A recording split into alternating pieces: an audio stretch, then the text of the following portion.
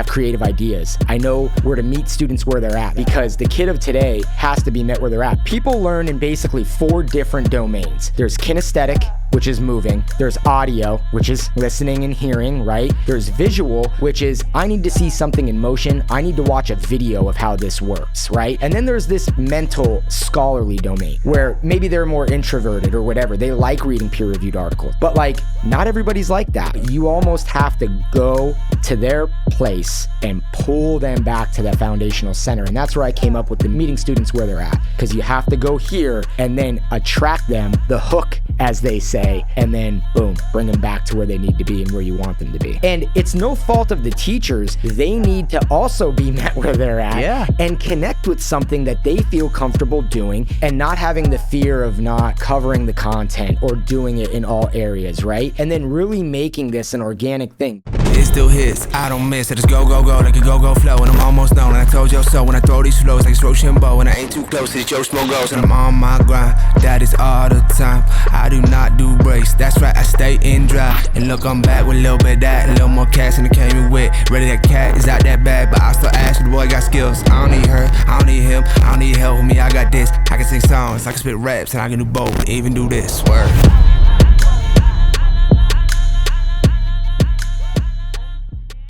This episode is brought to you by Anthracite Pallet Solutions. Need reliable, durable pallets to keep your business moving? At Anthracite Pallet Solutions, we specialize in new and used 48x40 wooden pallets. Whether you're shipping, storing, or stacking, we offer high-quality pallets that keep your operations running smoothly. With our own fleet of trucks and trailers, we deliver on time, every time. And if warehouse space is a concern, our drop trailer services have you covered. From custom orders to large-scale deliveries, we're here to meet your every need with top-notch customer service and unbeatable prices. We're currently shipping within 2 hours of Scranton, Pennsylvania, including Pennsylvania, New York, New Jersey, and Maryland. Call us today at 570-606-9206 or inquire online at anthracitepallet.com and let us handle your pallet solutions. Anthracite Pallet Solutions, built to last. Designed to move.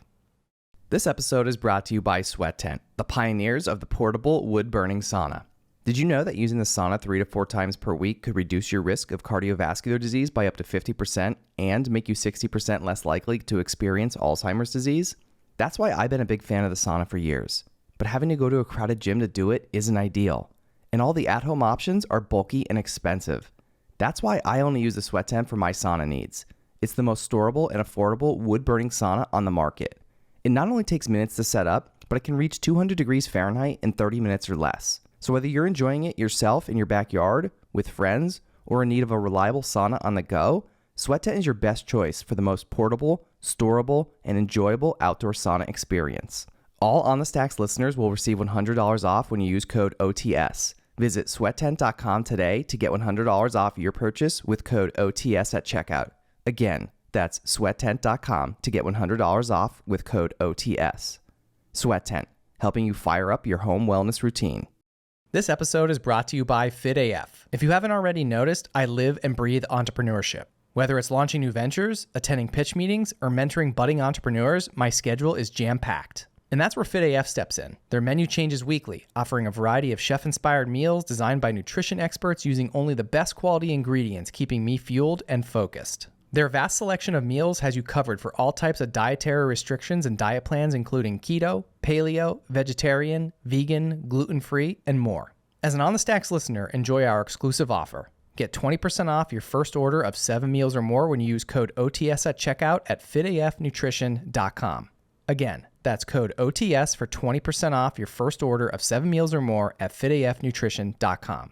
Healthy meals and seamless nutrition, keeping entrepreneurs at the top of their game.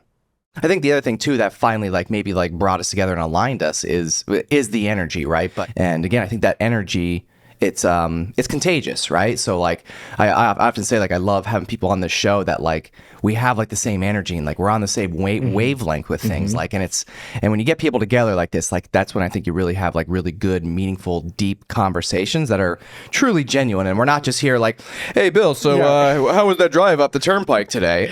Right. Because you literally did drive up the turnpike today. But, right. Yeah. But we're not here so a little chilly out today, but hey, spring's coming. Right. Right. Yeah. And honestly, like I wouldn't say you're right. It wasn't negative, right? I think at the time you could perceive it as negative in your own self-perception, but I was stagnate.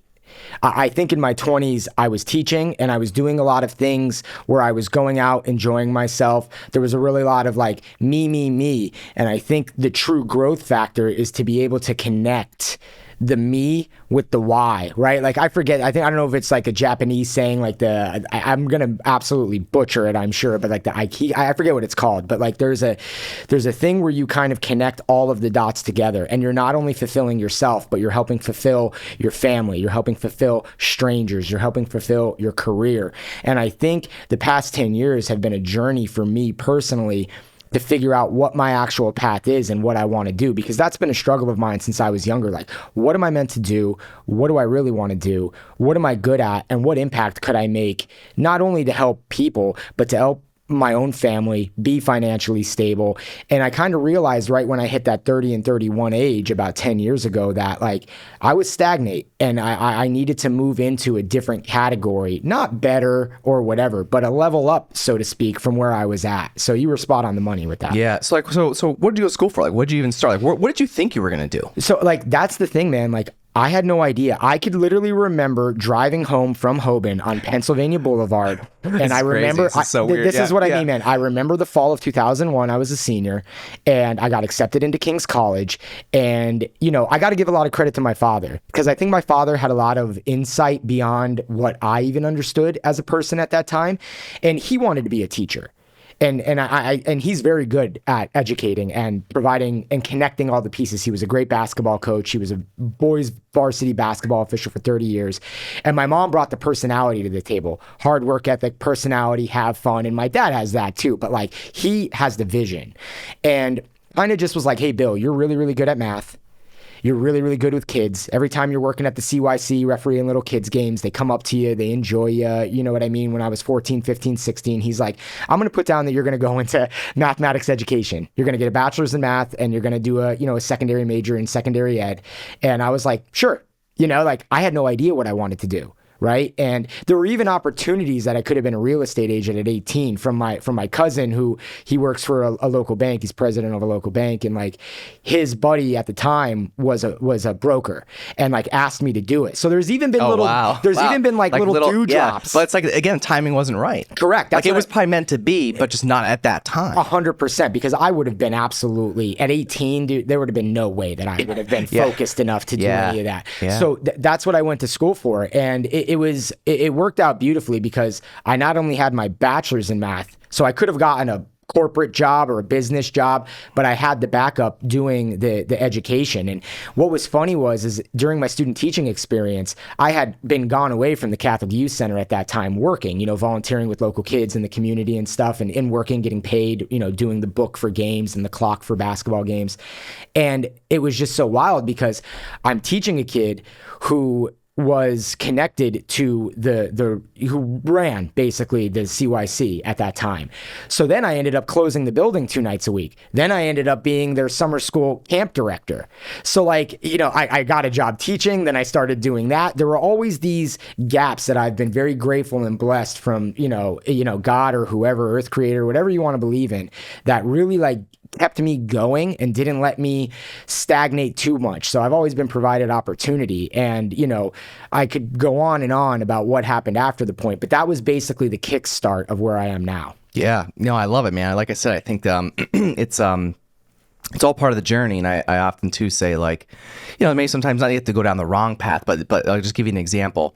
So Dave Wychock, when he was in recording some content for his show just a few days ago, and he was recording this one little clip, and he was saying, and it first started with saying something like, everyone says don't chase the money. And he goes, and I'm saying chase the money. And I'm thinking to myself, like, as he's saying this, I'm like, he's wrong. Like, I'm right. And he goes, no, but just hear me out. Like, he's like, sometimes you have to chase the money to find out that that's not actually the thing that you really like or the thing that you really want to do. And then because you did that, and then you actually found your passion. Like they, basically said, like, everyone says, oh, chase your, go after your passion, blah, blah, blah. But sometimes you can't, you may not discover your passion until like you chase the money, which was like maybe the wrong thing to do, but he's saying to do it because then that ultimately ends up leading to you to what you might actually discover that you might actually like. And then boom, the rest is history. The theme of this, man, I'm telling you, that energy and etherical connection, like the fact that you even just said the phrase chase the money. I just had a conversation with my wife about this several months ago, maybe even been sooner than that, where she used that exact phrase. And sometimes you go to do something, right? And you do chase the money a little bit. And there's not even a negative in that, because at the time, Sure, yeah. maybe it helps your family. And at the time, maybe you thought that that's what you wanted to do, and you enjoyed it. And there probably were parts that you did enjoy. Correct. But through that, I figured out, okay, the only thing that this is helping me for right now is for my family. Because it's helping, if my wife had to like take a little break from work to help my son who has the epilepsy, things like that, like those things were meant to be. And okay, I got to do the job to help my family. But through that, you get even more motivation to ascend higher. Like one of my dreams, or things that I know that I would be good at if I were to stay in the educational role, like traditionally, would be central administration, because I have creative ideas. I know where to meet students where they're at. That's like my favorite phrase that I use, is meeting them where they're at, because the kid of today has to be met where they're at. I think the kid, me, back in the day, yes. Bishop Hoban. Yeah, you're serving the younger version of correct, you. 100%, because I was a visual learner, and I'll get into that. I feel like we're like the same, dude. Everything you're saying, like I could literally piggyback and repeat everything you're saying, because like I feel like I'm the same exact way. So I'm really intrigued by this. And go ahead, I'm going to ask you some more on this, because it's kids, fascinating. People, I shouldn't even say kids. People learn in basically 4 different domains. There's kinesthetic, which is moving, right? There's audio, which is listening and hearing, right? There's visual, which is I need to see something in motion. I need to watch a video of how this works, right? And then there's this mental scholarly domain where maybe they're more introverted or whatever. They like reading peer-reviewed articles. They like doing the pockets and doing the black and white, right? But like, not everybody's like that. And I remember struggling, even in my own subject of math, not seeing things visual. I can tell you, I remember at King's College, I had a great professor. I think she's still there. I'm not sure. Her name was Dr. Kincannon. She taught physics, man, not even math. But like, I remember taking physics 1 and I was like, I'm starting to understand calculus better. And I didn't quite get there. And then all of a sudden, when I took physics 2 in the second semester, I was second in the class. I remember I was second in the class to a guy I worked with at Sears who sold shoes. His name was Tim. Wow. He was a great guy. But I remember I was so proud of myself by getting that high of a grade, because as soon as then I took the harder courses like, imaginary math and linear algebra and abstract algebra and real analysis, it clicked. I had to put work into those courses because I wasn't perfect, right? Mm-hmm. But it clicked. So like, teachers today need to truly look at that. And the problem is, teachers teach how they were taught. I remember I started at Myers, man. I was teaching a 7th grade class. It was a 3rd Hispanic, a 3rd African American, a 3rd white. And here I am teaching one of the nuns I had at Hoban my freshman year in Algebra 1, and I'm having stuff on the board, and I turned around and I looked at the class and I was like, this is going to be a long 35 years and I'm not going to make it, and I'm not doing right by these kids. So I did a self-inventory of the kids. At the time, there was this thing called English Book. It was just something that somebody created that I found online. I photoshopped it because I was pretty good at Photoshop, and I called it Math Book. Kids were able to draw their own avatar. They had pointed questions. I like when teachers do this. I don't like when teachers do that. I learn best from teachers who do this. Do you have a computer at home? Do you have a cell phone? Because in 2006, that wasn't as prevalent as it is today, right? But I took that information, and now instead of John has 39 watermelons going to market that nobody cares about, man, now I'm like, oh, hey, Joanne Jalise has her La Quinceañera coming up, and she needs masa from Juanita's mom, and then John's dad drives delivery truck, and I'm using the kids' first names in these problems. All of a sudden, heads go down to up, and they're like, this guy's using the information that I use that's not too personal, but personal enough that I could relate to this. And then you have them. And what's funny is I had a Ukrainian population when I was at Solomon Plains Junior High, which was a 7th and 8th grade center, right? And I remember this one guy came up to me. His name was Daniel, a great kid, man. And I remember he came up to me and he's like, Mr. O, when do you use tomato family. My family was tomato family when I moved here because that's what they did. They had very the good. village. That was a very good. Thank you. I practiced it. Before I came thought I on heard here. you warming up before you walked in. But like that's the thing is now I was getting kids engaged because they saw the other kids and they talk at lunch. People talk. So like that's what I mean about meeting them where they're at. It was just a small example of what you can do beyond that kind of stationary learning, which I can give you some more stories about more recently that have worked. Yeah, I do want to hear some. I mean, like that is just, I mean, it's unbelievable, because again, like I've had some other educators, on the show here before as well. And I'm always fascinated by these conversations because, I'll say like, I mean, you're obviously still in the schooling world, but like we've been out of school for so long. And for me, like I'm so far removed from the, the education world, I'll say, at least as of now. I have 2 kids. They're going to start growing up. So I'll be getting more involved and know like what's going on nowadays. Right. But it's just crazy to like think back at like, again, like how, just as you said, like how you were taught and like, again, like, I'm not gonna call any teachers out like that may have taught not the way that I would have liked or whatever, or just whatever I didn't like. There was a lot that I didn't like, but a lot that didn't like me though either. So it's fair, okay. But I think it's so important because I think the old school way, like there was no other way, right? Like the old school way didn't matter. Now again, we went to Catholic school. I went to Catholic school for like half my life. You went your whole life, right? But like it doesn't matter whether it was Catholic school, or public school, whatever. Like it pretty much back then, most teaching was probably the same. If I had to guess, now I'm sure some teachers probably listening right now is probably cursing up and down and wants to jump through and strangle me, and that's okay. And those were and not to interrupt you, those were the outliers. So anybody that's getting offended at that, don't get offended because you were doing the right thing back then when it should have been done. Yeah, right? Yeah. So like I feel like there was probably like a rare breed of teachers, which is probably why I only got along with a few. And the few that I got along with, guess what happened in that class? I excelled. And when I say I got along with, I mean like they got me, I got them. And there was just this connection where like they knew how I learned, just like how you said before. I forget you said you meet kids where they are. Correct. Right. And you have to.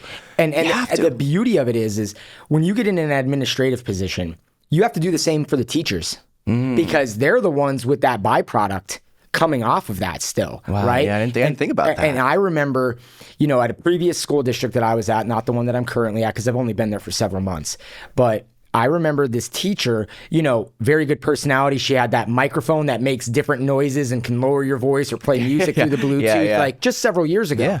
And she was like, Bill, I really want these kids to learn math. Like some of the athletes in the class, the soccer players, like they're not getting it. And some of the other kids aren't getting it. And I said, all right, Jess. And I had to think about this. And I'm like, she likes to dance. Right. And I'm like, all right, how could I use that in her classroom and also to get some other kids going on? Because arguably she may have been a cereal packet giver because that's what she knew how to do. It was no fault to her own. Sure. Right. But that was something that she was good at and knew what to do with. But you had to bring out the personality. So long story short, that's where that different way of learning came in that I brought to the table. And I said, all right, Jess, I looked at the students in your class. You like to dance. I said, how about this? Because they were using Google Classroom. Very easy in some way. It takes a little work, right? But very easy to put things there. I said, a third of your class are introverts and like scholarly articles. Give them the packet. Give them something good to read about the subject. Put it in Google Classroom. It'll be there. And then pair them all up together in a group. Then the next ones were the visual learners. Go to Khan Academy. Here, I found 5 videos that are interactive. Here's a couple funny other YouTube accounts that you could watch. All you got to do is link it, embed it into your Google Classroom. Boom. They could watch those videos and then they could work on the foundational packet that you gave them and then they'll understand it a little bit more, right? And then for the athletes, you need to get them up and get them moving because kids do have to get up and walk around, especially today. You got to get that energy out. Is that why I used to get up from my seat so much? 100%. Besides the ADHD, but that's what I'm saying though. Even back then, like to sit in a place for that long, you can't. So all of a sudden she calls me in and she's like, can you do a walkthrough on me? And if a teacher ever asks me to do that, I do it because I know that they've prepared and they want to feel good about something that they've done. So this means like she's like implementing so she's proud of the fact that, hey, I took what, and now obviously like I don't want to say like you're her direct boss. I don't know. I'm not really sure. Advisor of the department. But sure. but close enough, right? Mm-hmm. And so she's proud that she took what you gave her, the constructive criticism, whatever you want to call it. She took what you gave her, she implemented it, and she probably sees that it's working and she's proud of it and she wants you to see like, hey, like I did this and she's probably grateful, for the whole thing. And I'll let you finish the story. No, that's fine. 100%. You know what I mean? And so what happened is I come in the class, I see the introverted kids in the corner, the scholarly type kids, right? I see the visual kids who are also scholarly, right? But I'm just trying to break it down for people to understand it in terms. And then all of a sudden I see these lines painted on the floor. And now I don't know if you'll remember this, but it's 2 parallel lines and a transversal, right? Okay, Yes. so corresponding angles, all that fun stuff for people that like math. And then all of a sudden I look on the board and I see, she hits play. All of a sudden, corresponding angle comes down and shows what it is. And Beyonce's playing, right? And the kids are standing up at their spot and they're moving their feet to where it should be. In alternate interior angles, they move their feet. And now it's become a dance routine. So not only did she connect what she likes, she connected movement for those kinesthetic kids. And wouldn't you know it, 2 of those soccer players came up to me 2 days later and they're like, Mr. O, yo, guess what, man? And I'm like, yo, what's going on? And they're like, got 100 on that math quiz. And these were kids who were low 70s. You know what I mean? Who like, that would have been me. That was me. Yeah, that's what I mean. And all of a sudden there's a little pride. It's not bad to have a little pride of working hard to something, right?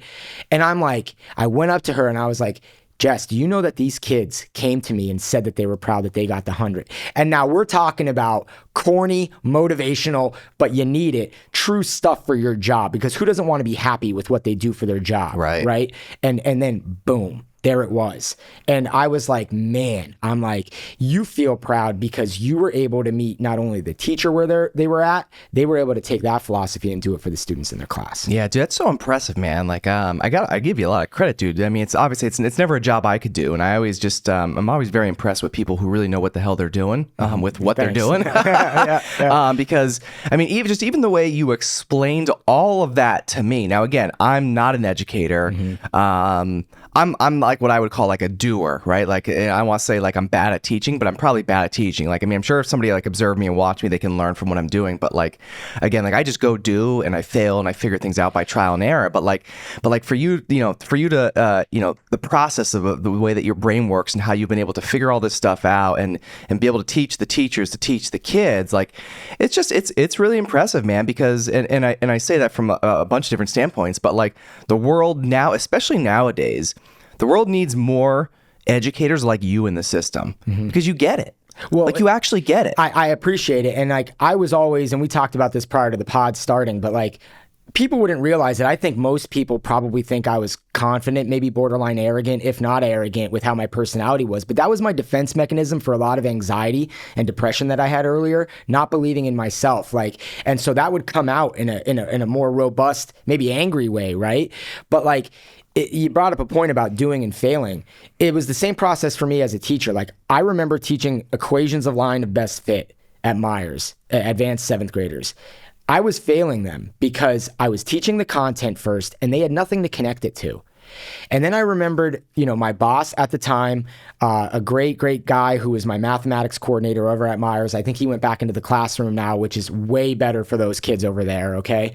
But I remember he inspired me and he was like, Bill, here's a project called Bungee Barbie.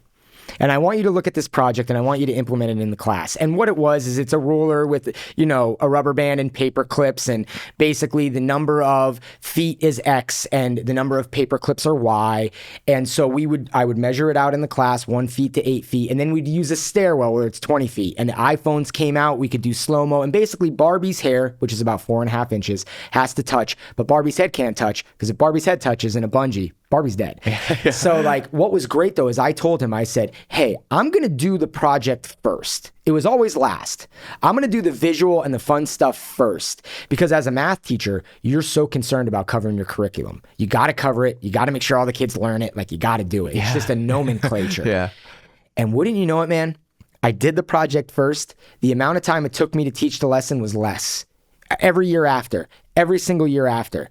And the reason was because they were like, oh, that's when we dropped Barbie from 2 feet. Oh, they knew what the X was. They knew what the Y was in the equation of the line. And then they were able to do predictions about business, right? They'd have a business class 2 or 3 years later. And they were like, Mr. O, I was able to predict PlayStation sales. And I was able to predict this and that because they had a visual connection and something fun that they did at 12 and 13 to connect it to. Yeah. And that's what... And they remember it. That's the point is it's impactful. And teachers, and it's no blame at all, because you do need foundational lecture. Like, you do need a foundation, because if you can't just have the fun of the roof that protects everything and lets you have the party without having a foundation, or else there's nothing there. But you almost have to go to their place and pull them back to that foundational center. And that's where I came up with the meeting students where they're at. Because you have to go here and then attract them, the hook, as they say, and then boom, bring them back to where they need to be and where you want them to be. Yeah, and I think probably maybe the reason that a lot of teachers may not go as far as you have and you do and you're going to continue to do is probably because it's actually more work. And I think for them, it's easy. And again, I'm not saying teaching is easy, but I'm saying I'll say it's easy just to get up there and do what you've always done and do it the way that you know it and do it the way that, you were taught. But you got to realize, just as you said, like that's not the way that everyone learns. I mean, especially nowadays. I mean, obviously it's always been like this, but we never really kind of had these conversations, I feel like, up until I'll say, I don't know, somewhat recent. When I say recent, in the last several years or more. Correct. But it's education and the system, a lot has changed over the years. But yeah, man, I think, again, I'm not, maybe I am calling teachers lazy, whatever. But people just don't want that. Maybe they don't want to put in the extra work, or I don't know. I don't know what it is. So it's a little bit, I've learned even in the administrative role, dealing with investigations, discipline. Life is truly the onion. You'll hear a story from two different perspectives. You'll start to peel that onion back on the left and the right. And you get to the core of it. And you're like, well, it was a little bit of this and a little bit of that. So to your point, on the surface, and maybe in some cases, it is really lazy.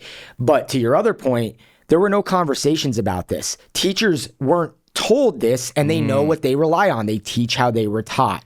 I think personally, in my personal and professional opinion about this, if you have a 30 to 35 year teaching career, you need to adapt your teaching style, especially with the changes that are happening and coming every 12 to 15 years. You need to do it probably 2 to 3 times in your career. So you kind of sort of have to reinvent yourself and the way that you teach, every decade. 100%. Maybe even less. I mean, especially with with how rapid technology is changing, and who knows what. I mean, you can touch on a little bit, as much as you want to, is with all the changes going on in the world, and again, I don't know, because I'm so far out of the loop of a lot of this stuff, but a lot of the Department of Education, all that, So and that's what I'm trying to say is and that's a good segue to this point is I don't necessarily agree with cell phones in doing it, because I see the kind of damage that happens on an anecdotal basis every day, even with just different things that happen.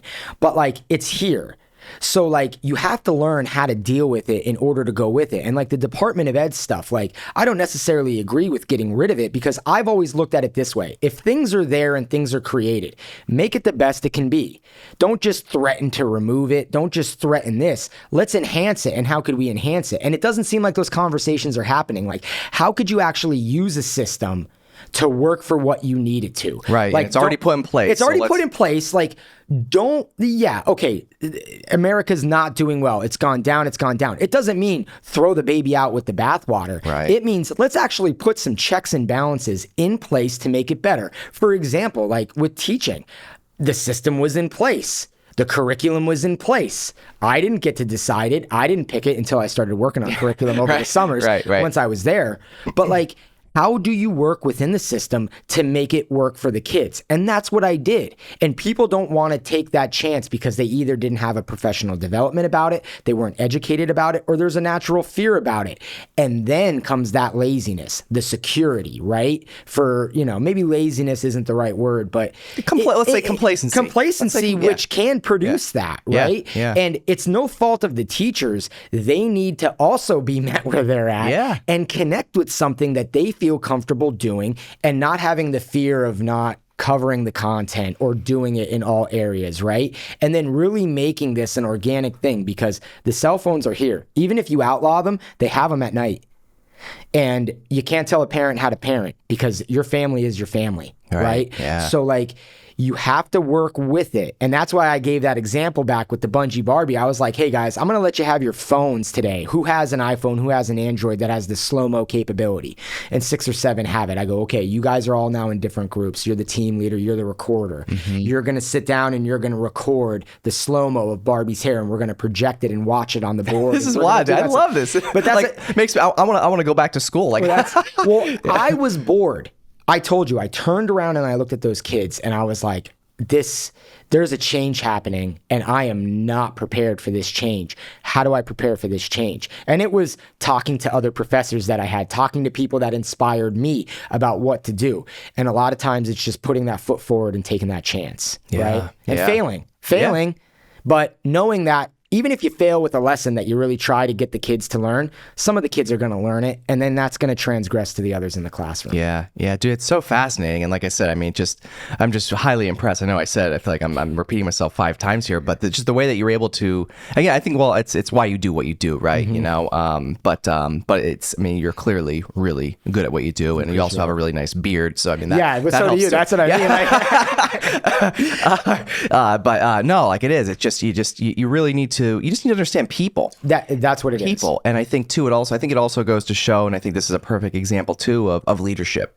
Because if you don't have the right leaders in place, they're not going to be able to empower in your case, the teachers. Dude, 100%. And like, you cannot do this alone. Like, people think that they can just come up with the idea. You have to search out. And sometimes you're blessed being given an opportunity to meet a person. As I said, that math supervisor, he was in my life at that specific time, at that moment, to help me, right? And then moving into the Lehigh Valley was something that, like, it's not necessarily something that I thought of. I never thought I would have left Northeast PA. After 33 years, I was like, this is my home. This is where I'm going. My wife had a job at a major, LVHN down there. And it was like, man, why is this happening? Why did she get this opportunity? Well, 2020, as a PA, physician assistant, she gets the 2020 provider of the year, beat out every doctor, every nurse practitioner, every other PA in her field. Wow, so that's awesome. It was great, man. Wow. And she's worked hard. Like, she's Good that. for her. But like, it was like, okay, we did the right thing. And then I remember her, because she's just such a gracious soul. She was like, it's time for you. And I was like, okay, you know what I mean? Like, now I have to start going in here and doing this. And it was just one of those things where I've now changed that group of who I went with. I was lucky enough to meet some superintendents when I was going for that principal certification. That one was a former superintendent at Dallas. One was a superintendent down at the current district that I work at now, and would drive up to Kingston at the LIU or at the IU to like teach the classes. And then when I moved to Lehigh Valley, like, there's that instant connection again. And now I have like true men who have worked on their craft, or just individuals that have worked on their craft, who have that leadership capability to educate me and do things. And dude, and when I didn't get any jobs down there, because that felt like a failure to me, but people didn't know me, right? They didn't know what I brought to the table. Yeah. I went to them. I remember there was a big snowstorm right in the beginning of 2021. This man and another man, who were both superintendents, one was the predecessor of the other, did 2 or 3 Zooms with me. They brought me up to speed on that, response to intervention was now called multi-tier system of supports, MTSS. What does that mean? What does that look like, Bill? How could you add to that? They brought up all these things that when I started to go on more interviews, I now knew what I was talking about, because I did put in the research time. I did put in the time behind the scenes. And then I was able to, get a director of instruction job for grades 6 to 12 at a charter school right next to the Iron Pigs building. Got free tickets, by the way, which nice. is amazing. Yeah. And I really cut my teeth there. So like, if you're ever fearful, you have to know and look around at the people that could kind of have given you more information, and you need to use them, because if you try to do it on your own, you're probably gonna continually struggle. Some people out there may succeed, and I give them the best credit in the world, and we need those people. But for me, I needed the belief system reinstilled back into me, with the foundation of understanding what to do in order to kind of build the rest of the house. Yeah. Why are you so passionate about this? I mean, obviously, I could, you could tell, people could see it, they can hear it. Like, society needs this. Like, if, we used to do a student faculty basketball game in Wilkes-Barre area, right? At Myers, I did it, but it was just the Myers faculty. And then, when I moved to Solomon, it became a district thing, which was awesome. It was like every school got people together, teachers, it was co-ed, playing against the kids, or then it became playing against each other, right? So one of my last years at Solomon, I remember my dad, as a basketball official, right? He came to see me play.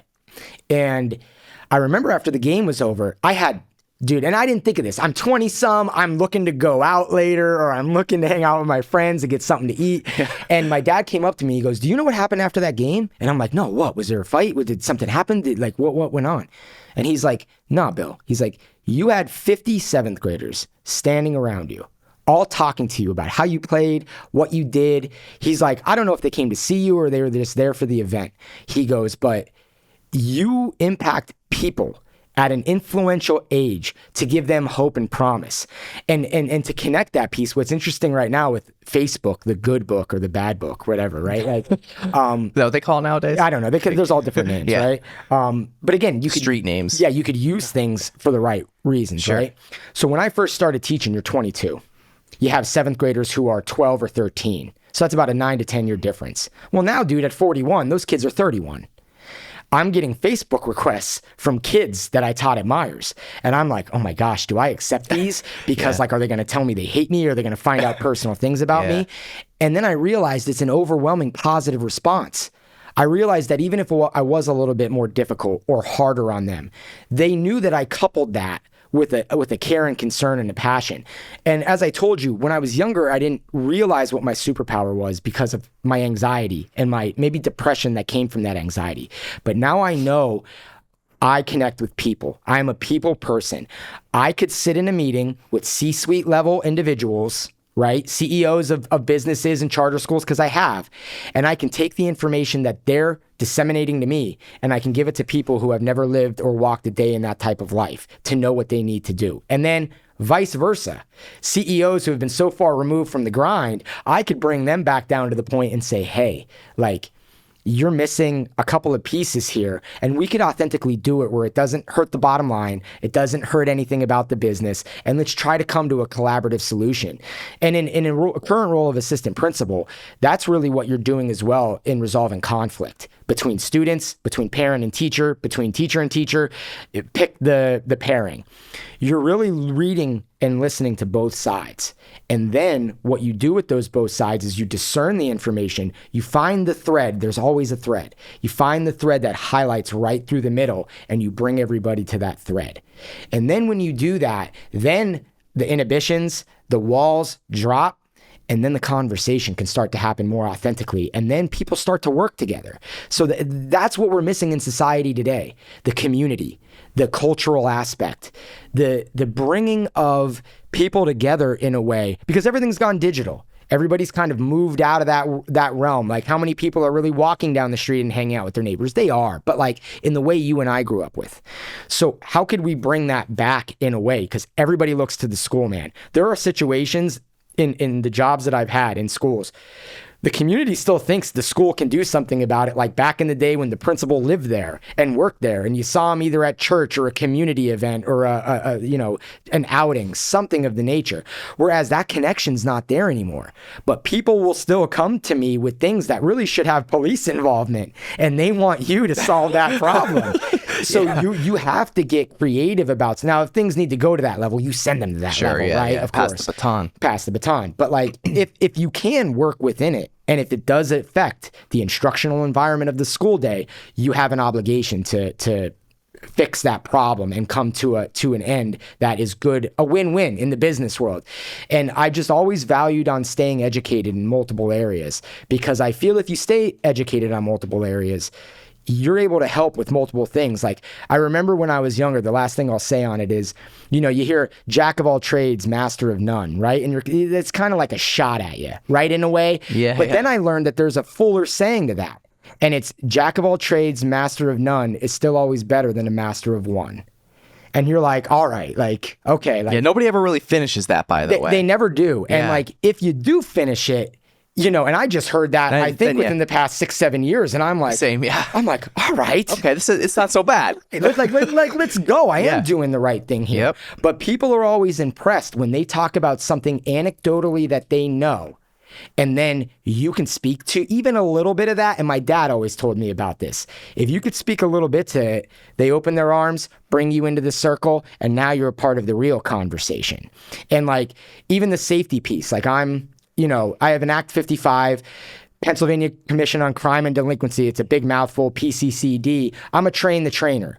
So I'm certified. I can go to school districts if they don't have the personnel and, you know, or charter schools, whatever. And I haven't done this, but like I have the capability to do it. I was that security director at my previous district. Like when I meet other people from law enforcement and safety, when I start using some of the lingo or the patterns or what we need to do to secure a building for kids, they're like, this guy knows what he's talking about. At my previous job, I had a state policeman who wanted to now create basically a manila folder or a packet that would have this information that we could hand to the state police in an emergency so they would know different things of the building, layout of the building, where this is. And as this guy is, the state trooper is trying to educate the superintendent and other people about this at my previous district, I'm like, raising my hand and talking about it. And I remember that trooper saying, he's like, you got to keep this guy. Like this guy's a good guy. And You're a wizard. You're a wizard. That was a compliment. You're basically a wizard. Well, here's the funny part is my cousin, who I'm going to meet after this, because he lives out in Dallas, like, you know, we love wizardry. We love the long beards. We love the pointy hat. And like my son, I forgot my hat. I know. I got my other hat. I mean, so we both did. Yeah. My son is now. He has this beard from Halloween, and he has this witch's hat that he walks around with. I send it to my cousin all the time because I'm like, dude, I have a little mini wizard running around. But like, it is true, man. Like, life's a soup. If you don't stir the cauldron, that fat just stays on the top. And if you're not stirring and scooping that fat off, like, you're never going to learn. And you have to be dynamic. Dave Wychock gave me this saying that I'll say to you that I loved: dare to be different. And I put it in my profile. Like, you can look at that now. It's simple, profound. Dare to be different. And I was always different, but I let people's opinions of me cloud my confidence. And now that I've tried to elevate, it's just not there anymore. Like, I'm like, I deserve this because I've worked hard for this, and I try to be good for people because I think in my soul that's the right thing to do. Yeah, dude, I could feel it. I appreciate that. Yeah, man. I'm happy for you, man. Like, that's, Thanks. I mean, it's amazing, and you could really, you know, your authenticity and everything. Like, it really, you know, when you talk about all this stuff, I mean, it really does, like, you know, your personality, everything comes through. And like, I mean, it's great, man, because, you know what, there's a lot of people, I'd say probably way more people, you know, percentage wise, it's probably way higher, you know, in a bad way, of people that don't have the confidence, or don't feel like they can be themselves, or feel like they can't be different because they're gonna, you know, get made fun of or torn down, or like, you know, whatever it is. But man, like, you just took that on head on, and like, you're just out there doing it, man. And like, you know, you're not afraid of the criticism, good or bad, and you're doing it, and you know, you're doing good things. I appreciate that. I hate the criticisms. Yeah. It's like, because it almost brings you back to that place when you were younger where you didn't want to have it. But like, I realized and we said this prior, like, if you don't take the step forward, you're never going to know. And I've always been a curious person. Like, you know, and people will admit this, like, you know what you get with me. Even in my 20s, when I was a little bit more brash, I said a little bit more of what I was thinking, and it may have been a little bit more negative, right? Mm-hmm. Or a negative connotation. Like, everybody always knew, though, like, you know, and I'm not, this is the only time on this pod I'm going to use my nickname, like, third personally, but like, if you met Billy O, like, you were going to know what you were going to get. I was on the surface. You knew it was authentic. I was always the same way, right? To even a point where, like, I'm generally bubbly, right? Like, happy, like, whatever. If I ever have a bad day, like, that's something that would affect me. People would be like, what's wrong? Did I do something? Yeah, and like, I'm they like, would know. I'm like, let me have a bad day. You know what I mean? But like, Yeah. It was a compliment, though. As I got older, I was like, that's a compliment, because people expect me to be a certain way. And like, I used to buck that leadership. Mm-hmm. I would be like, I don't want that. Like, let me have the bad day. Let me be this. Let me experience this. And I'm like, well, wait a minute. Once I made the move down here and I saw all the failure trying to get the jobs, I was like, I need to model this. I could model and I could uplift people. And it is strenuous. It does take a toll on you, right? But like, if you know that the positives come through that modeling, do it. Like, don't be afraid to do it. Like, that's my message for the camera, is like, don't be afraid to take that step with support. Because if you do it, and you know that at least there's people in your corner that'll listen to you and hear you out and be there for you, like those superintendents were, and like other people, like my coordinator and many other people in my life, people at the CYC, executive directors, like, if they believe in you, they see something in you. And I noticed like anymore as I get older, it's not even a matter what job you do. People want to know you. And they want to see the best positive version of you. Because if they see that positive version of you and it's consistent and you model it, they know what to expect every time and they can rely on you. And then you could be the person that people can rely on and help support and uplift. And that's what it's all about. You need a podcast. I don't even know like how to even like, I talk a lot, right? As these viewers are going to be able to tell, but like, No, but it's great, man. like, I don't know, like if I started one on my own, like if I could just talk by myself. Like I always felt like I would need, as we joked around, like Jamie in the background, or you know, like I know in YMH on the comedy ones, like they have Nadav in the background belly laughing, like like I'm always. I don't know if I could do it on myself, but then that's a little anxious piece that I may have to get over. Yeah, again. So there's a little bit of the imposter syndrome, right? Like, correct. That's those are the voices creeping in that are the people that are chirping that might have been from your past. As to, oh, you're not good enough for that. You can't do that. And I want to tell people like it's always going to be there. Yeah. Like no matter what. And that's the key, that if you're on this journey as well in whatever you're doing to arc higher and higher and higher, those voices come in all the time. And you have to battle them. You have to tell them no. And as I hit 40, now 41, I'm like, nah, like, okay, you've had your month with my brain. Like, now it's done. Like, no, like I'm ready to put that aside and I'm ready to step on. So maybe this conversation will help me illuminate to that, and I appreciate you for that. Yeah, yeah. So I'm curious too. I mean, kind of going, and not changing gears, but it's a little bit about what you said about like, like the safety in schools. Like I'm curious, like, with, I hear a lot of crazy shit going on nowadays, with schools and violence and all that. Right. It's just like, I'm just curious, like what you're seeing, good, bad, indifferent, like whatever. So I've been lucky enough to be a part of a lot of different environments. Rural public, right? Urban charter, urban public, right? Suburban public, suburban charter, right? Bishop Hoban I actually student taught at, and that became a teaching profession for me for several months after. Thanks again to a wonderful man who is the dean of religious formation there, who he's not alive anymore, but I always am owed a lot to that man. And like the thing is it's about opportunity. And it's about resources. So there is that equity piece that I believe can be misconstrued to get people to fight against each other about what that really means. But the true amount of equity is, how are we able to provide resources and opportunities to the needs of that specific area? Like I remember when I was at the charter school in Allentown, there was this director of student services.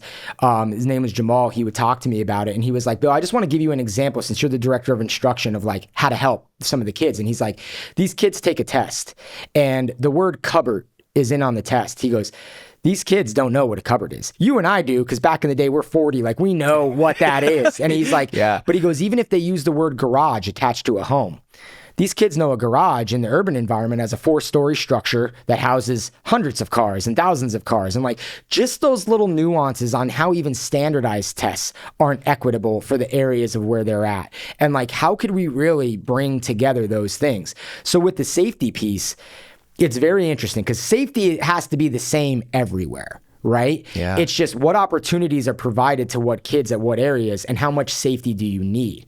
So at my previous district as that director of safety, it was always a great thing because like when I first started teaching, I got to work at the Catholic Youth Center in a business world, but with kids and doing things. And like that provided me an extra pedestal to showcase that I could manage people. I was the summer camp director. I had people in charge of kids that were older than me. And here I am telling them what to do older than me. Yeah, right. And they're like, who's this? Yeah. Who's this young? Who's this kid? Right. So you had to be tactful. You had to know how to talk to them. You had to know how to meet them to show them that you were there to support them. Mm-hmm. So like in the safety world, we kind of realized that like, one of the biggest things in schools today is the vaping element. Oh yeah. Right. So like it's just like technology make things easier and more leisurely and easier to get accomplished. Back in the day, if somebody wanted to smoke a cigarette at Bishop Hoban, some did it in the bathroom, but it stunk. And most of them were like, hey, can you hold the door for me or let me back in 10 minutes? Cause I'm going to have I'm going to have a cigarette outside out the back door so it doesn't smell. Now these kids can just go into the bathroom, do it. They do this thing now, which I think is going to be very harmful that you'll see in the future. It's called zeroing. So they'll take a hit of the vape and they'll hold it in for so long that nothing comes out. literally no smoke, no nothing, because it's like it's an oil, right? So it can attach to the capillaries. I can get into the science and I won't because I've read articles on Holy it. But shit. but they do this thing called zeroing to avoid whatever. Now some blow it, in different places or whatever. Like back in the day with the spoofs, you used to blow it into the running bath water and all that crap, right? But like, so that's a dangerous element, and it causes a lot of issues because kids can get away with it more prevalently. So at the previous school district, with a lot of support from that district, just in that safety role, we were able to get vape detectors in the bathrooms to start. It was a 3-year plan with Vape grant detectors. money. So there's these things, and they could be as simple as $100-some air quality sensor to these halo systems that they're $10,000 per bathroom, and you could literally, the bathroom door will close when it senses it and lock the kids in there. Wow. Like crazy stuff. And I don't think it needs to go that far, but Yeah. What would happen is it would set off an alarm. We would have a camera outside the bathroom. So you'd be able to see the kid go in. Now, did the kids know this? No, they didn't know it at the time. Yeah, they didn't figure it out yet? Well, I want to say a story about that with this. Like, so kid will go in the bathroom. We could see a monitor of obviously them going in. There's these different measurements in parts per million and stuff with the air quality that would spike. It'd go from 0 to like 300. Then you knew something was going on. And you had to tinker with that level because sometimes other things would set it off, some perfumes, things of that nature that you kind of had to understand what level was what. Sure. So when they would set it off and it would go on, there would be this bar that would be green and then it would spike to red. So I remember this girl moved in from like New York or something, right? All the way out in Berks County, right? So I bring her in and I'm like, hey, you see that screen up there? I'm like, I want to watch that. I go, okay, there you go. You go walking in. And I'm like, now watch the air quality. It's at 0. And I'm like, okay, now it's at 300. Now it's up red. And now here you come walking out. I'm like, we call that triangulation. And that's one of those safety terms, right? And I remember, and I won't curse, but she was like, you guys are effing nuts. And I was like, well, it's for your best safety, dear. Like, this could be really harmful for you. I can't control your life outside of here. But while you're here, my responsibility is to provide you 2 things, safety and opportunity. And I said, this is not safe for you to do here, right? And then we'd have an authentic conversation depending on our level of protocol. And if we wanted to search or whatever, sometimes you let kids learn talking to parents, depending on what it was. Obviously, if it was marijuana, that's a different conversation just for the laws of the state, right? It has to be more progressive and maybe more, disciplinary. But like that was the first phase. And then once we collected data on how much the vaping was either subsiding or we were limiting it, kids now got creative and started to do it in other areas. So then we used that same company and we got better cameras throughout the whole entire facility. Then the 3rd year, we got door sensors because they would go outside. So it is a little bit big. This is crazy. That's what I mean. It is a little bit big brothery. Yeah, because you're always chasing. You're always chasing like what? Correct. But positive from negative in the situation. There was a former employee, probably kind of like coming around a little bit, and it was interacting with former staff in a negative way. So what happened is you're able to upload the person's picture in the door sensor security because it was all the same system. And all of a sudden I'd get an alert that this guy was outside the elementary school because the camera picked up his face even with the hat on. Wow. So now we were able to protect the elementary school, tell them to go on lockdown, you know what I mean? And like these type of things are just extra measures that can kind of help let the public know in a time of big uncertainty around schools. We could keep your kids as safe as possibly can, or at least we're doing every due diligent thing we can to keep your kids safe. So for me, a lot of the biggest issues that I've come across is vaping. I think social media, even as much as violence as it shows, like we have fights. There's always going to be fist fights with kids and things, but like, I don't know unless you're in certain areas. Is there a lot of like weapon use? Is there a lot of things like that? And there are, and different measures have to be taken there. But vaping, I would think, would be the most. Is that like the number one? Yeah, because like kids now flush them. And then they burst toilets. Like I think there was a school down in I think there was a middle school down in the Lehigh Valley recently. And this isn't I'm not knocking any institution, but like you read about it in the paper. Sure. And they had a sewage backup. And like we've had, you read these things and it's kids flushing these thicker vape devices down the toilet so they don't get caught, causing a backup. And then, stuff happens and then boom, you know what I mean? So like, wow. I think vaping is probably just as cigarette use in our day, just as all that stuff was. Like things don't change, they just enhance or they're just a little different. They're just a little different. And you kind of have to know how to correct those issues and put in the proper things that might, make them get more solvable, or at least create conversations with the kids that you're aware. You're looking out for their best interests, and then you tell the parents so that they know that that's what you're doing. And it's all on this positive level. I have to provide safety and opportunity. As an administrator in a school building, those are the two main goals that I have. How could I keep kids safe? And how could I give kids an opportunity? I just had a recent kid talk with me and my principal about a tutoring center. She wants to get a tutoring center to help kids. How could we provide an opportunity for that kid to feel successful in the speech they wrote about it for the Rotary contest, right? But also make them feel fulfilled that they're trying to do something good for their community. So, the safety thing, I would say vaping is probably the number one thing. And like I said, they're just like back in the day and back in the 70s when it was, smoking joints and going to school and it was free living and all this stuff. And you have those cyclical things. But today it may be more harmful than it was back then in some aspects, like I said, with that zeroing, because if you tried to zero a parliament or a camel, you were going to have a problem. You know what I mean? So it would have been a major issue. Yeah. Whereas now the kids don't see it, and we don't know what that causes to the kids' lungs. 20 to 25 years from now, we're going to know. Yeah. But what could I do now to help? And then it opens up, the last thing I'll say is it opens up a bigger conversation. Why are you doing it? What's going on that you feel you need to do it? Do you just like how it feels? Is something going on at home? Do you have are you stressed? Is it a grade? Is it just I wanted to try it and now I'm addicted to it because I like the oral fixation?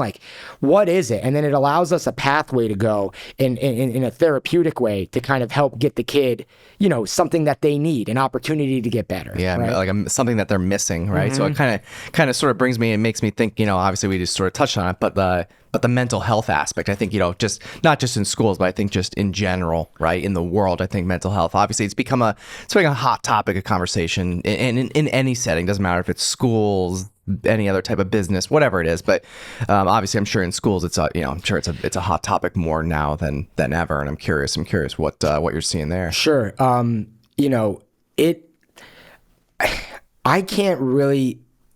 could surmise what I think is the cause. There's a litany of causes that do it. The issue is connection, in my opinion. And if people are listening to this whole episode, just rewind it a little bit and go back to that community aspect that I talked about. There needs to be connection.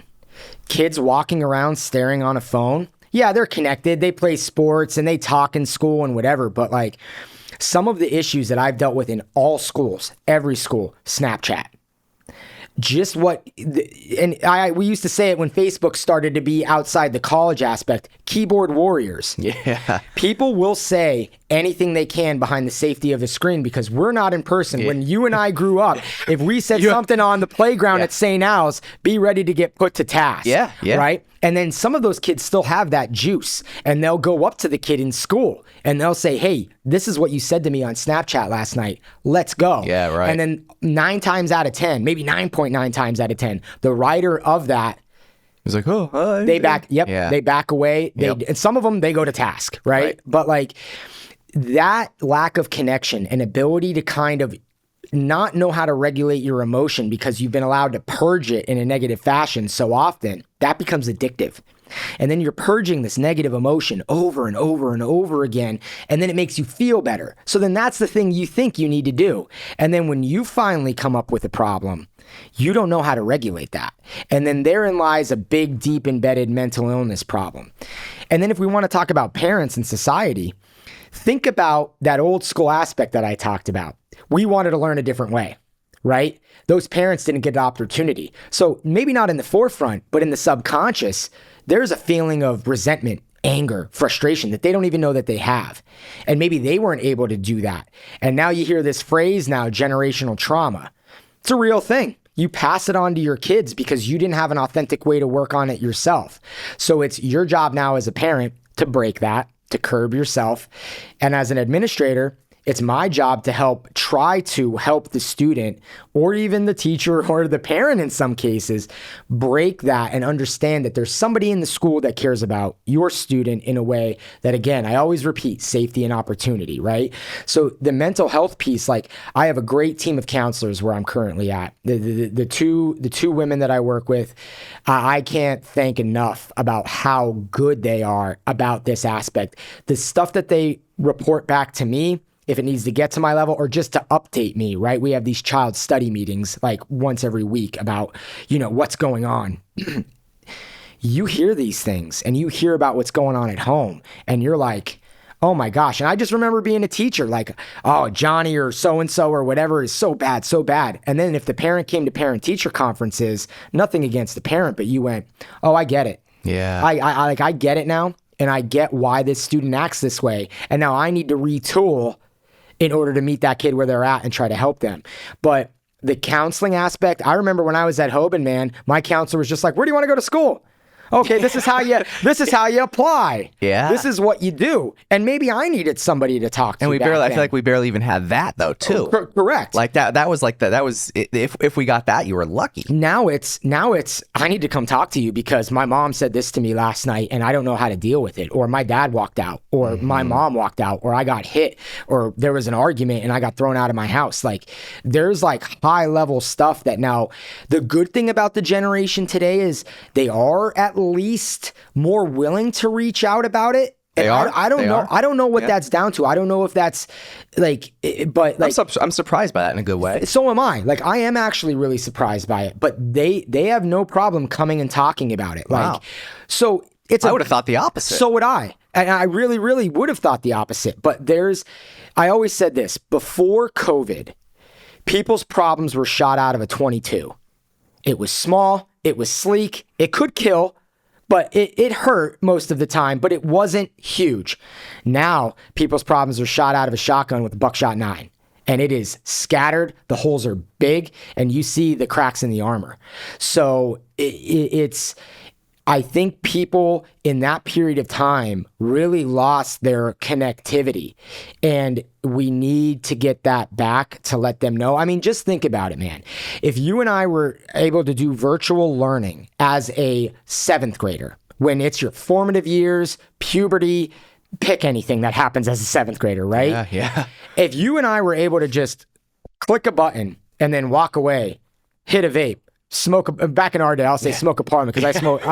Sorry, mom and dad, they know this, but I smoked parliaments for like 6 to 7 years. I had a feeling that's what it was because you dropped that before. Right, and I was right. He definitely was smoking those. Yeah. So like that's the thing is like, imagine being able to do that, and imagine being able to do that for 2 years, and really probably never get caught, never anything because you can blow it out your window. Yep. Just think of anything, You and can with the pretty much do vapes, anything. like I said, and then all of a sudden now you're getting put back in school.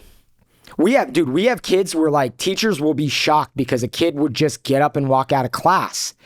And like, I was like, right after COVID, I'm like, you have to remember, like they did this that was their bedroom. That's what they were used to. They were able to get up and go to the bathroom whenever they wanted. They didn't have to ask permission. No one stopped them. It's just like, this is what they, And I hate the phrase, the new normal. I hate it. I can't stand it. That's one personal thing that I just cannot stand. But again, you have to work within the system. And the new normal was educating kids on how, like we need to know where you're going. We need to keep you safe. We need to make sure that you're not going somewhere or something. We know where you are. What if there's a fire emergency? What if there's a safety emergency? What if somebody comes in the building and we need to lock it down? We need to know where you are so we could keep you safe, right? And like the kids now, so that was 5 years ago, right? So I would say the 7th graders are now seniors. Okay. But even those seniors, they still had some formative years in early elementary school where they were still a part of the system.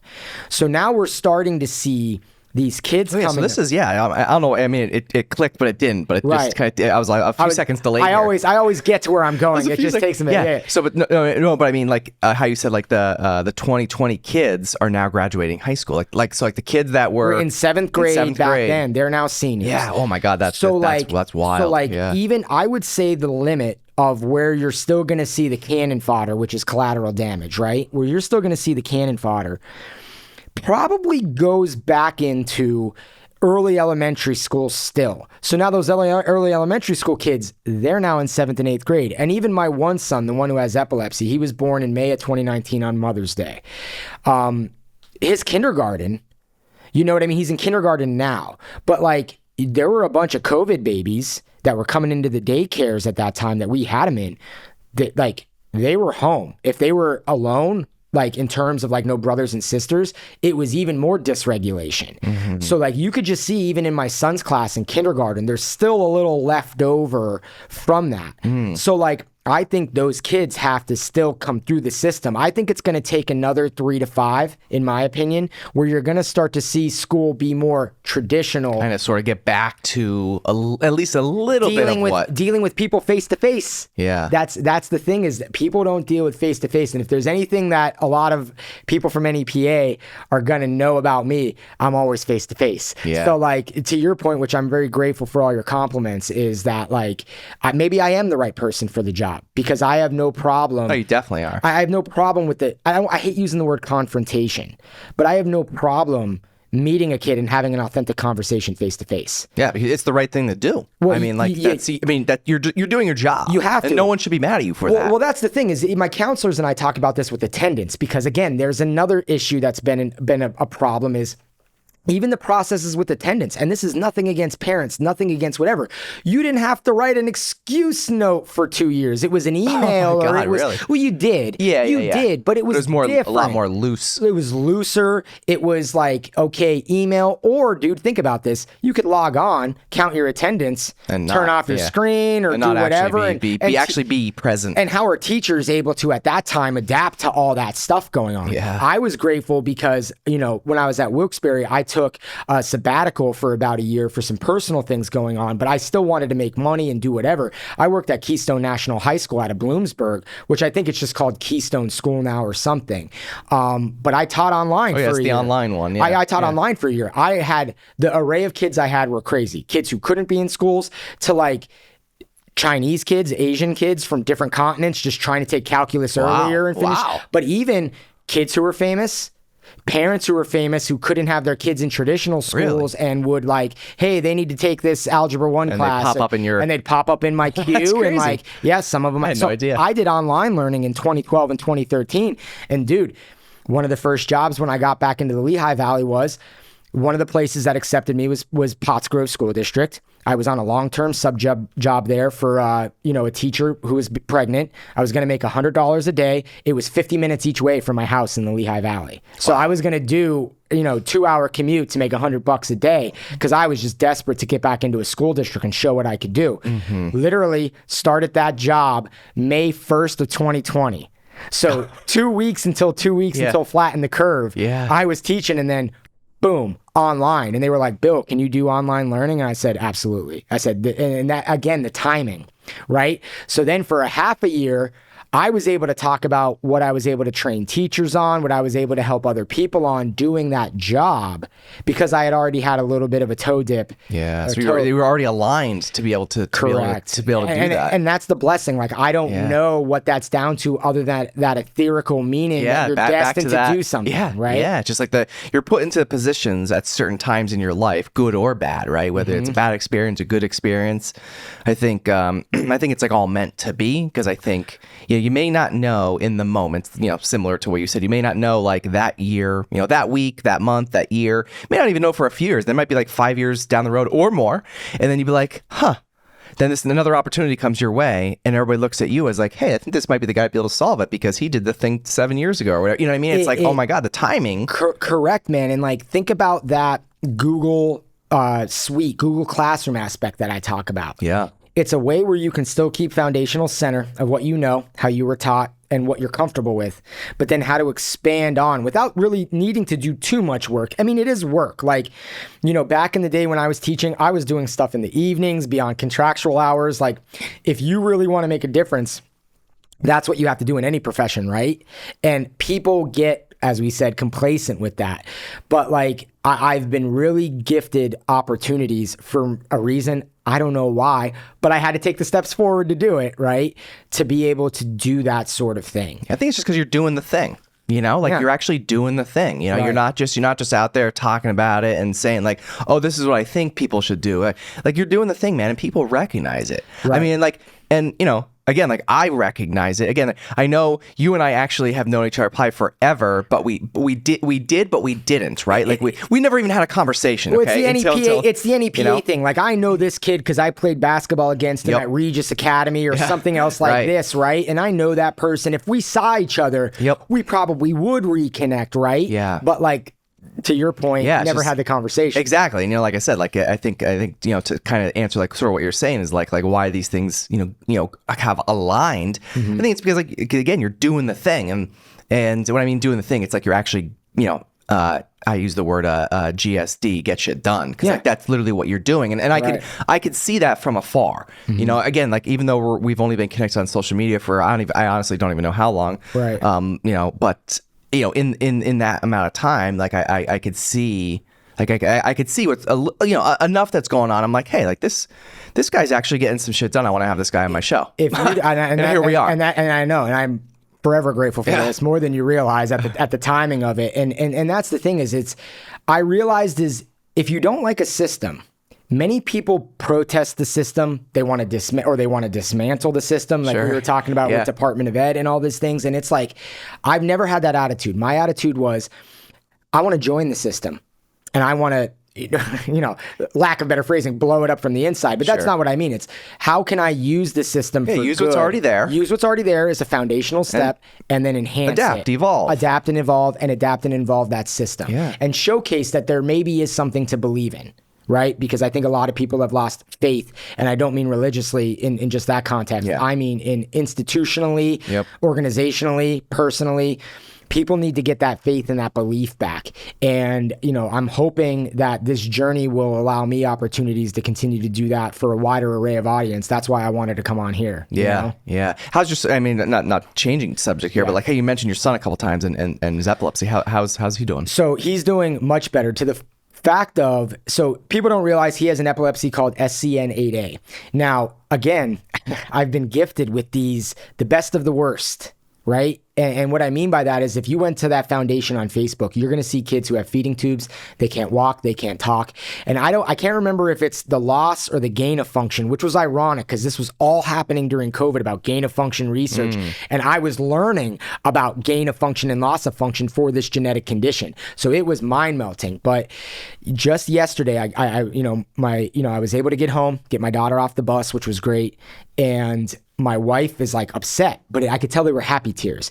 And she was like, Bill, the BCBA just left. Now, a BCBA is a behavior specialist who works with like an agency that does TSS work. So they help kids outside of school, right?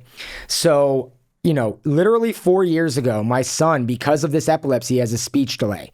Now, as you guys can tell, I talk. My son can talk. He's very highly intelligent, but he didn't have the words because of this speech delay. Whatever happened with the seizures severed that neurological pathway that he has to rebuild that neurological connection. All right. So just yesterday we were looking charts in 2021, aggressive incidents per month, 190, right? Elopement, which means he'd run away from people, 180 per month. Dude, as of February of 2025, we're at 0.28 a month, 0.4 a month. Wow. So a credit to that organization, first of all, for doing what they did, but also a credit to my wife medically and myself for really providing all the aspects. Like I got him early intervention from the CLIU down in Lehigh County to like say, hey, we need to set a precedent of getting kids to come in or getting teachers to come in to our house because my son was shaken out of daycare by one of the employees there because he didn't put a toy back the right way. So we had to remove him from that place because of that, and he couldn't express himself. Thankfully, that agency's TSS worker was there and was able to report it to CYS. So, there's been a long path with this, but he's now talking. I've had a younger son, because I've named both of my sons after my grandfathers. William, the fourth, we call him Liam, the last four letters of William, and Otto. So, like, Otto's now talking, coming up on 2 years old. So Liam's like, oh, I got to get motivated about this. Otto's saying words, I'm going to start saying even more. So it's been this incredible journey where literally, and my math brain will say this, August 24th of 2020, right in COVID, right? You know, it was one of the dip points, but had his first seizure right at the first day of our staycation at home. It happened on the first day both my wife were off. We were looking forward to going out in the pool and hanging out and doing things. And he has this seizure. And I'm going up to get my daughter, and, you know, she's like, Bill, I think Liam's having a seizure. And then I didn't realize how divine intervention and how lucky I was to have my wife, but the EMTs are in the room, and she's like, he was seizing for this long. He went post-ictal for this long. And I'm like looking at her going, you were timing this as you were watching our son do this, but she knew the medical aspect.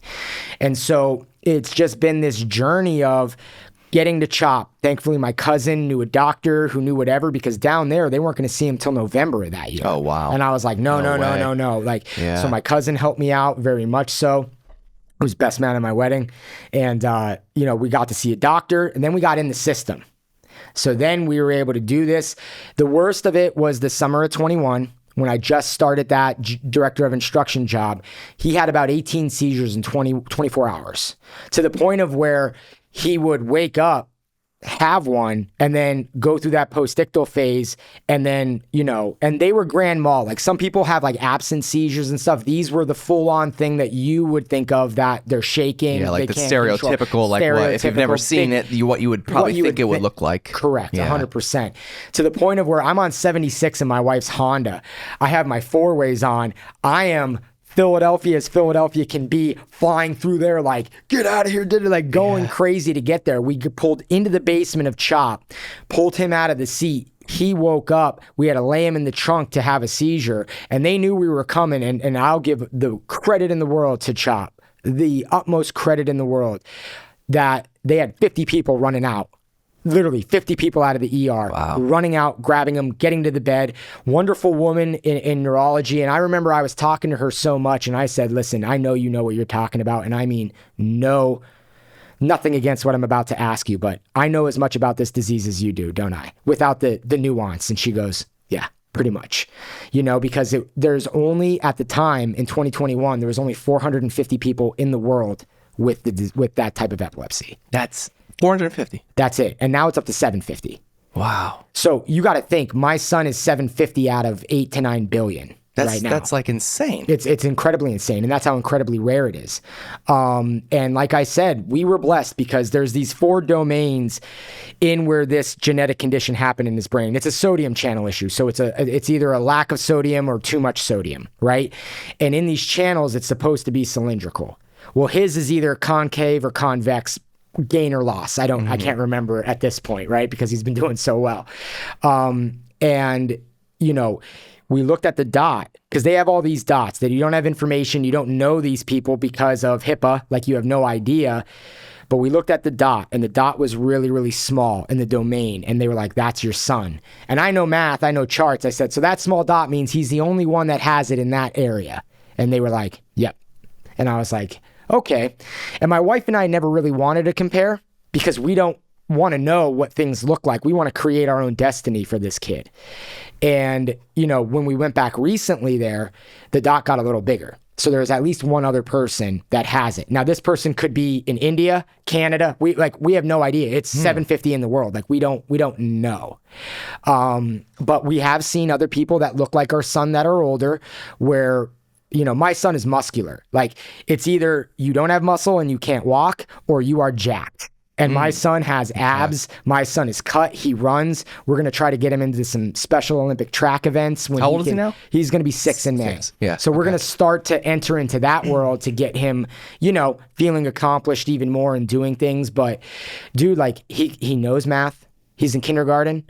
Like, math tests, 9 out of 10. Like, you know what I mean? He builds these connects figures, these animals. He'll look and see how to make animal with connects, and he'll come out and he'll be like, and showing it. And we're like, so we know that's what we were worried about. Okay. You were worried that was cognitive. lost. Yep. We were worried about the cognitive loss. There is no cognitive loss. And it's people underestimate him because he can't talk like a 5-year-old. And it sounds a little different than what you and I would. What you would expect. Correct. But he's there. And I'll be honest, another thing, you know, and I got to thank my one buddy I went to high school with. Don't really talk to him too much anymore, but I remember when we were looking at houses, he was an athletic trainer down in the Lehigh Valley at the time. He now lives in Philly. And he took us around to these school districts. We got to see where houses look like, what they look like. And he's like, my brother-in-law went here. And he's a civil engineer now over in, Europe or something, right, with his sister. So, we went there, man. And this school district, bro, it is the woman that is there that is helping our son. It's just been incredible. So again, we've been delivered to a place, just being good people and giving back. It was given back to us, right? Etherically. You can plan for something. You don't know if it'll work out. So overall, man, he's been doing way better, to the height of where my wife was crying so many happy tears yesterday. He's going to graduate from the program at the end of May. Wow. We'll do extended school year, which is an IEP thing that we can do just so he's not in shock going back into first grade. You know what I mean? And because he needs that. But our goal is to get him into a place, what I call itinerant learning in the school district. And itinerant learning is you have an IEP, you have a difficulty learning for whatever reason. It could be medical. It could be just general specific disability. It could just be learning impairment. You just need a little help to kind of, kickstart everything. And so itinerant kids, they get to the point where if they need help taking a test, they can go to a separate room. And they could take the test with an individual who could work more one-on-one with them and just understanding the way that they need to process. The way that they need to process. So usually we need a kid in a regular ed classroom probably around 80 to 85% of the time in order to get to that itinerant level. Well, my son started kindergarten at probably 25% in the regular ed classroom. He's now at 60. Wow. So we could really see, because I told the principal there, who's an amazing woman, I said, we want him itinerant by intermediate school or middle school if we can, right? And she's like, I want that too. So it's just been a great thing to witness. And that's another thing, is if anybody ever is going through any things, to be an advocate in hospitals, to be an advocate for yourself, and maybe just to get some background, I'm always willing to help out anybody with that, because my wife and I have been through it, and it's not been as worse as some other people have gone through. Believe me. Some people have lost children. Like I said, some people with the same genetic condition, they're pushing their kid around. Yeah. And it's heavy stuff, man. Yeah. You know what I mean? Yeah. And I mean, along those lines, man, obviously, thankfully you guys were able to figure out what you're able to figure out. And, but I'm sure, it's weighed, not to get real, not that's negative, but I'm sure it's weighed on you guys as a family. I mean, I'm sure it's affected everybody. And that's tough, man. And credit to you and your wife. I mean, for handling it the way you handle it. Because, not that you would be a bad parent if you went the other way, but sometimes something like that could probably just, again, I don't know, because it's, knock on wood, it's never happened to me. But if something, both of you could have just maybe not ignored it intentionally, but you could have just been the people who just didn't advocate, and then it just got worse. And, who knows, where it could have gone in the other direction. And that's what I mean, man. Because I'm sure it weighs on you a lot. Well, here's the thing. So there's this special monitor out there. It's called the SAMI monitor, right? And it looks like it's a camera, but it has all those bubbles around it. So it's motion. It's the highest quality you can get for this, and it detects movement. And I basically set it up in his room. I gave him his own dedicated Wi-Fi router to it, so I knew it wouldn't lose internet. It's Etherneted, plugged in, the whole 9 yards. And you can tell by the redness. We watched an example of it, and if a kid is moving and it moves for a certain amount of time, just the same way, it cloaks it in red, and then an alarm will go off. Okay. So sometimes, now that my daughter and my son, they share a bed sometimes because they like to sleep together, they're close in age, they're friends, little sleepovers every night, it'll go off because she moves. So literally you go to bed every night and you're because a lot of them happen when he woke up. Okay. So you literally go to bed every night and you're is tonight? What's gonna happen? And you're blessing yourself. You're doing what as comfort, right? And asking the higher power to kind of help out. And so it's something that we know we'll live with forever. And we now kind of know what that means for people that have said that before. You can't let it overtake you. It's those negative thoughts. Right? Yeah. How do you not let that happen? Because that's so easy to happen. It's extremely easy to happen. And that's kind of what I was getting at before. Yeah, I think the success that I've had personally and seeing things blossom for me and happen with good timing and the belief. You really have to believe, man. Sometimes you just have to, you can't control. Humans want control. Control brings comfort and safety in knowing what to expect. You have to sometimes just put it out there into the universe and say, I know I don't have control, but I'm willing to give and give back to this earth in some way so that you can protect my son. And that has to bring you the comfort. And if it doesn't, I don't know what other explanation I could really give to help you get there. But even that timing with my wife, like King's College freshman year, I remember I had theater in the arts with Dr. McClinton Temple, right? And I'll say her name because she was a great professor. I knew who my wife was. My wife didn't know who I was. And then the next thing you know, we don't really date each other until after we're out of school several years, like 2 or 3 years. Okay. And so like, things happen for a reason. For sure. And even though being with her, had this happen with our kid, what we were able to do for him, because I heard a story from one of the people I worked with at the charter school where, to your point, 2 parents had the kid who had an epilepsy, not the same type, but they had it. He'd have 100 a day. And they were just still... They wouldn't really take him to the hospital. They just kind of went around. They were doing drugs. They were doing whatever. And that's how they coped. And I don't know if it's nature or nurture. I don't know if it's a person's personality or the fear of taking the step forward or putting in the work. But my wife and I have the same mentality where you have to take the step forward for something that's bigger than you because we believe we're here for something bigger than us. Yeah. Yeah, that's it, man. You have to. You have to.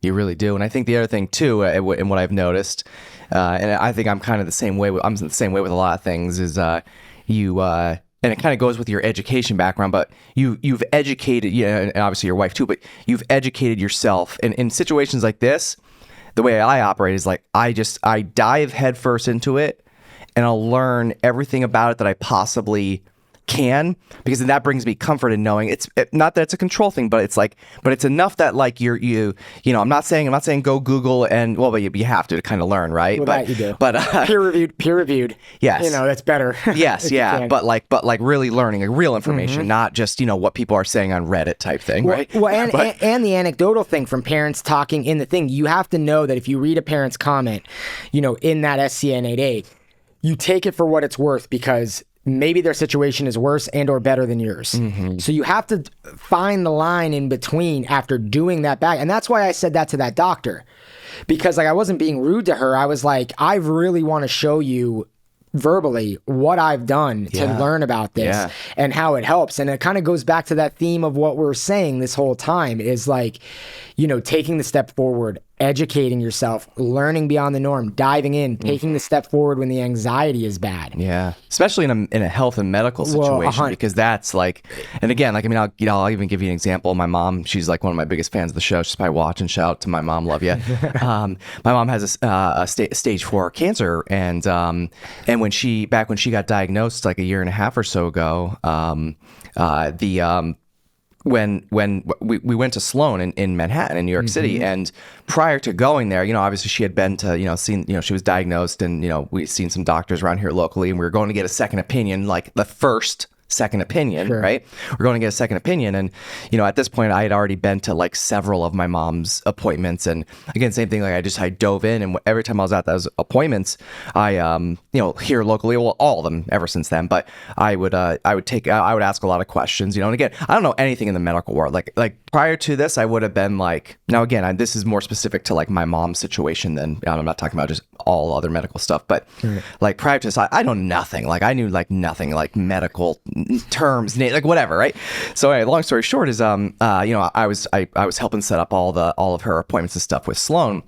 And when I was first talking to them on the phone, just going over all of her, some of the notes from previous doctors, which obviously they can just request and get all the records. But this is before they had all the records, and I'm just verbally giving all the information of like what the other doctors have said and what their plan was, etc. And I'm explaining it, and then all of a sudden, the lady on the phone, she was like maybe like a nurse or something. I forget exactly. But she goes, do you work in the medical field? And I said, no.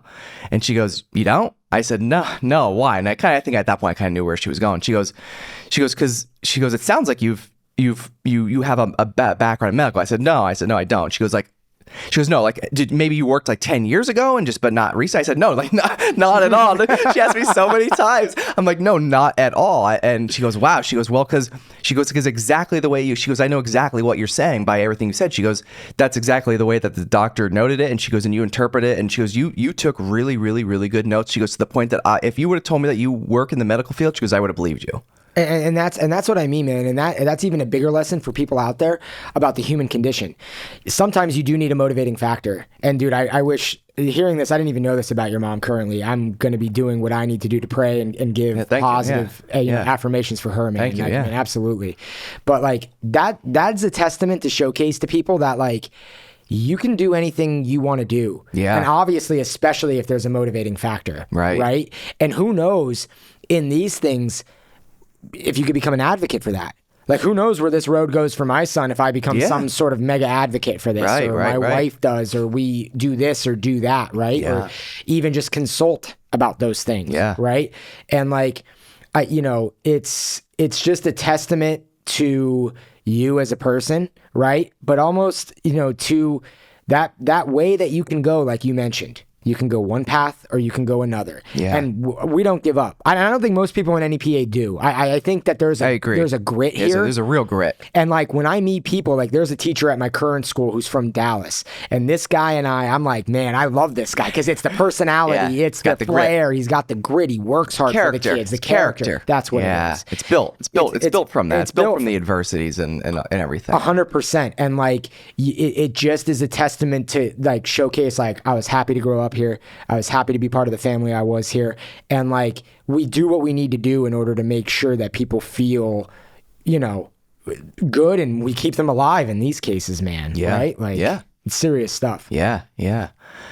Well, man, there's I feel like there's just so much more. Like you need to come back on soon. I hate to make you have to drive up again. No, I feel like we've only like scratched the surface, and plus I need to have you and your beard come back here.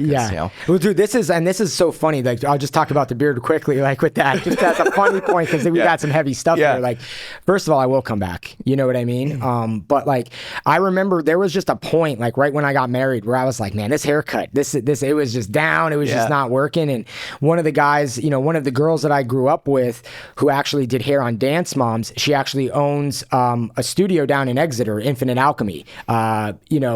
She was doing this for me for a time. And then like she kind of expanded and did her thing, and I needed to go somewhere else. So the guy that's done my tattoos, he's a history teacher at Wilkes-Barre now. And he, because he's good with his hands, he went into hair cutting. So I was like, well, I trust you to do this, Mattia. Like I'm gonna go back, right? And he was doing it, and I was driving up here. So like I remember I needed to find somewhere down there, and I found these guys. They're sons of Polish immigrants who moved into the Poconos, and I've been going there to the same guy who was an apprentice since 2018. So like that's my, every 3 weeks on a Saturday, I go there every Saturday morning, every 3 weeks. They have whiskey club there. I'm not saying I take a nip here and there, but like sometimes that happens on a day off, but maybe. And, he really just like takes care of you. And it goes back to that piece we were talking about prior to starting the podcast where, the true growth is you have to feel good about yourself. And sometimes maybe that takes doing something that you never used to do. And I remember I started growing the beard back at Myers because we would have dress down Fridays. And this one teacher who was in the tech ed department in the shop, he kept thinking I was a student without the beard. And I was like, I gotta grow this. I gotta do something. He go, let me see your pass. And I turned around and I was like, hey, I'm a teacher, man. It's nice to meet you. And he did it 3 or 4 times. That's so funny. So, things happen sometimes organically and purposefully, but it's been a fun ride. And, the ride up here is nothing. It really is. I mean, it's home. It is home. And I was surprised at how much the tolls have increased, though. I got to tell you what, it's something, man. It used to be it's probably like $100 now. Well, dude, it used to be a $5 trip, and now it's $15.88 one way, and I'm like, what are we doing? Yeah, what happened here? But this is always worth it, man. So I would definitely be, if you wanted me back, I would love to come back and talk about whatever. Awesome, yeah, man. I appreciate it. I appreciate all your knowledge, man. Like I said, like I truly mean it. Like you just have a wealth of knowledge, and you're so great at communicating it, man. Like there's a lot of people that actually that may even have as much knowledge or even more, but they don't know how to to communicate it. And if you can't communicate it, well, you're not going to get too far. And that's what I mean. That C-suite level, like some guys are so intelligent in the business world, they get to that level. But that's it. They just stay there because they can't communicate. They can't translate it to another. And that's where I come in, is that I'm able to translate it to, I don't want to use lower, but just different level. Yeah. And then I'm able to take that level. Different types of people. And go back up. That's what it is. It's different personality types. It's personalities. It's just again, your words, meet people where they are. That's all you got to do. If you decide to do that, you don't have to worry about them understanding you because it happens through that process. Just natural process. Yes. All right. Well, if any of our old St. Al's pals made it this far, we hope you did. If you didn't, you're in trouble. But shout out to all the old St. Al's 100%. crew, good, bad, indifferent, whatever. And Bill Ostroski on the Stacks and Loop Internet Studio. Thanks for joining me. Yeah, thanks, Ben. I appreciate it so much. If you want to see more On the Stacks content, subscribe to our YouTube channel at youtube.com/onthestackspodcast or search the hashtag On the Stacks on Instagram, Facebook, and LinkedIn.